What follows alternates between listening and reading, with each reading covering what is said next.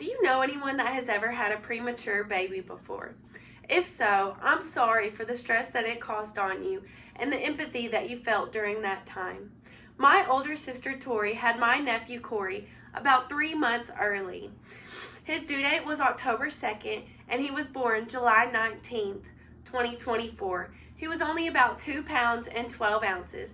That's the size of your dad's palm.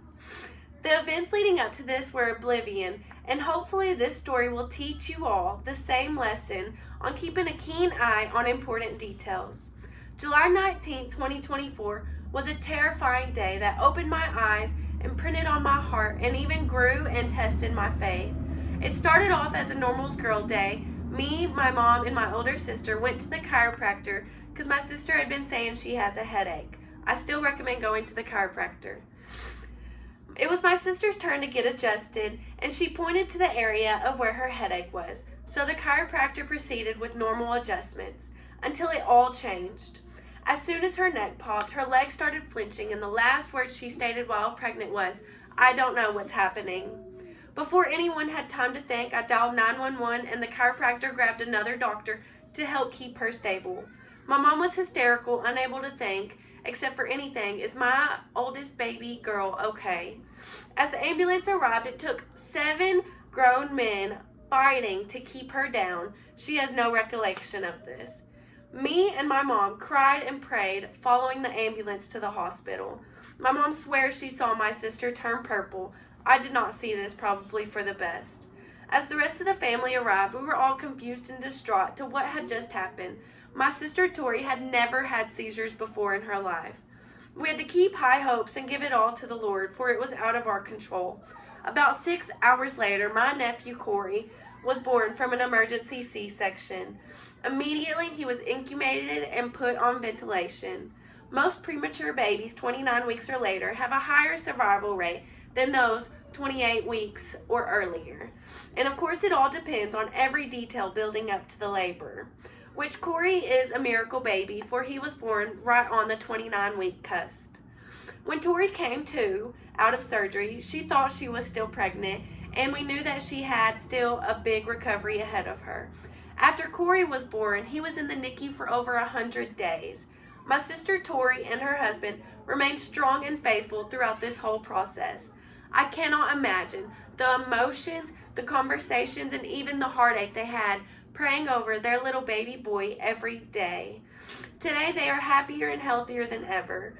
Corey's immunity is growing more and more every day due to his underdeveloped lungs. But you would never know seeing him today that he was a premature baby. If only we had known what was right in front of our faces the whole time. A week prior, Tori was telling us of her headache, and we thought it was from a normal pregnancy, so we treated her with proper medications. If only we had checked her blood pressure, we would have noticed the signs of preeclampsia. Me and my mom also were later informed that the night before she had blurred vision and could not see what was right in front of her, which is also another sign of preeclampsia. The only precautions we could have taken were keeping a closer, keen eye on her and recognizing the signs sooner to get her to a doctor sooner. She is visiting from out of state, so her original OBGYN is 5 hours away in Georgia, where she originally lived. This might sound selfish, but I am forever grateful this happened while she was in town visiting family and ended up staying in Paducah months longer than her 1-week original plan. I understand not everyone is as fortunate and complications do happen. This was just my personal secondhand experience. Even though this event was tragic at the time, it turned out to be exactly what we needed to grow our faith and to keep our eyes on the Lord.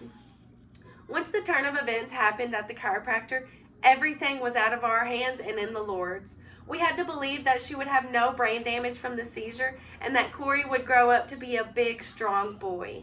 Me and my family will always spread this miracle story to everyone and share our experience to bring awareness to anyone who's pregnant. We will always let you know, don't stop praying, and the Lord's will may not always line up to what we expect, but it does get better.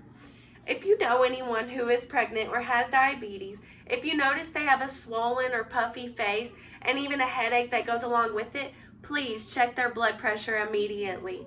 Maybe you'll be saving their lives. Thank you. Have a great one.